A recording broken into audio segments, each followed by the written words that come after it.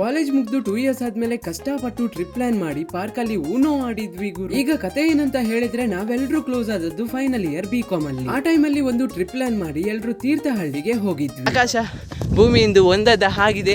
ಇವತ್ತು 2 ಇಯರ್ಸ್ ಆದ್ಮೇಲೆ ನಮ್ಗೆ ಸ್ವಲ್ಪ ಗಡ್ಡ ಮೀಸೆ ಬಂದಿರಬಹುದು, ಬಟ್ ನಮ್ಮ ವೈಬ್ ಇನ್ನು ಹಾಗೆ ಇದೆ. ಆಕ್ಚುಲಿ ನಾವು 8 ಜನ ಪ್ಲಾನ್ ಮಾಡಿದ್ದು ಮಡಿಕೇರಿಗೆ, ಬಟ್ ಎಟ್ ದ ಎಂಡ್ ನಮ್ದೇ ಒಂದು ಊರಿನ ಪಾರ್ಕ್ ಅಲ್ಲಿ ಊನೋ ಆಡ್ತಾ ಇದ್ದೇವೆ. ಬಟ್ ನಾವು 8 ಜನ ಅಲ್ಲ, ನಮ್ ಗ್ಯಾಂಗ್ ಅಲ್ಲಿ ಟೋಟಲ್ 15 ಜನ ಇದ್ವಿ. ಅದರಲ್ಲಿ ಕೆಲವು ಜನ ತುಂಬಾ ಬಿಸಿ ಆಗಿದ್ದಾರೆ, ಇನ್ನು ಕೆಲವು ಜನ ಎಂಗೇಜ್ ಆಗಿದ್ದಾರೆ. ಏನು ಹೇಳಲಿಕ್ಕಾಗಲ್ಲ, ಯಾಕಂದ್ರೆ ಮುಂದೊಂದು ದಿನ ನಂದು ನಿಮ್ದು ಎಲ್ರದ್ದು ಇದೇ ಕತೆ. ಈ ಕಥೆಯನ್ನ ಮುಂದುವರಿಸ್ತೇನೆ. ಅದಕ್ಕಿಂತ ಮೊದಲು ಈ ನನ್ನ ಮಗನ್ ಬರ್ತ್ಡೇ ಸೆಲೆಬ್ರೇಷನ್ ಮಾಡಿ ಮುಗಿಸುವ.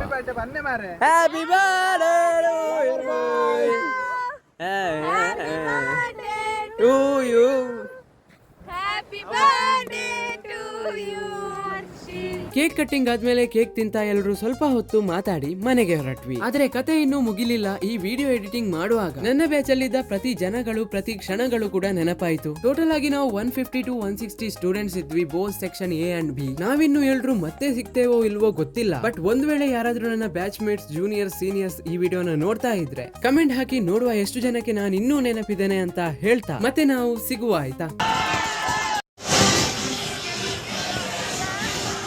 गेम को बंद ले टॉयलेट दिलाई